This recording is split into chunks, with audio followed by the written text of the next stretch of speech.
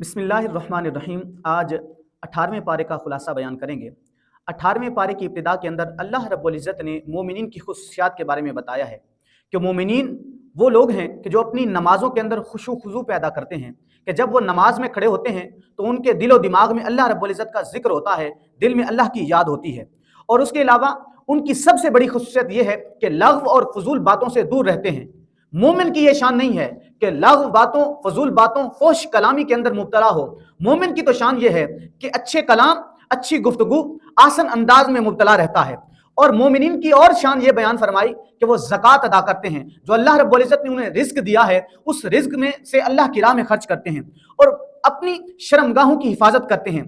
मोमिन अपनी इज्जत की हिफाजत करता है, दिलो दिमाग के अंदर हया को पैदा रखता है और हया के साथ अपनी जिंदगी को गुजारता है। जब उसके पास अमानत रखी जाती है तो अमानत की पासदारी करता है, जब वादा करता है तो वादे की भी पासदारी करता है। फिर फरमाया कि क़यामत के दिन मुजरिम तमन्ना करेंगे कि मौला एक दफा फिर हमें दुनिया में भेज दे, हम दुनिया में जाकर इतनी इबादत करेंगे कि तू राजी हो जाएगा। लेकिन जब क़यामत बर्पा होगी, जब क़यामत का दिन आ जाएगा, उसके बाद किसी को मोहलत ना मिलेगी। हर कोई उसके बाद सिर्फ सिला और जजा पाएगा, किसी को फिर दोबारा दुनिया में नहीं भेजा जाएगा।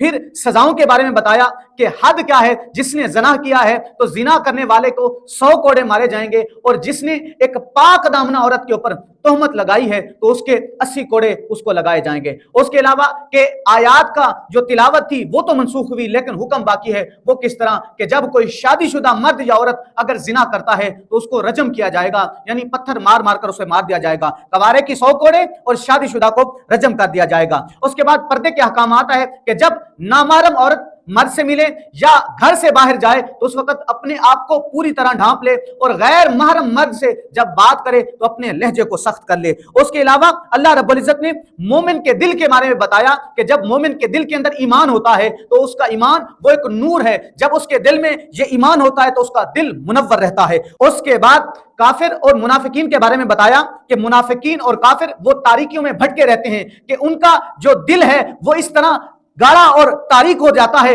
कि वो नूर से बहुत दूर रहता है। उसके अलावा घर में दाखिल होने के आदाब बताए कि जब इंसान घर में दाखिल होता है तो किस तरह दाखिल हो, सलाम करे और दरवाजा खटखटा के जाए, क्या पता अंदर की हालत किस तरह हो, इस तरह। इसके अलावा और फिर फरमाया कि गुलाम और बांदियों के हुकूक क्या है। गुलाम और बांदी अगरचे गुलाम हैं, अगरचे वो किसी के मातहत हैं, लेकिन वो इंसान तो हैं, इसलिए उनके साथ रवैया वो भी कुरान ने बता दिया। उसके अलावा निकाह के अहकामात बताए कि निकाह क्या चीज है, इसके अहकामात क्या हैं, इसके अंदर की अहमियत वाली चीजें क्या हैं, शराइत क्या हैं। निकाह के सारी चीजों को अल्लाह रब्बुल इज़्ज़त ने बयान फरमाया।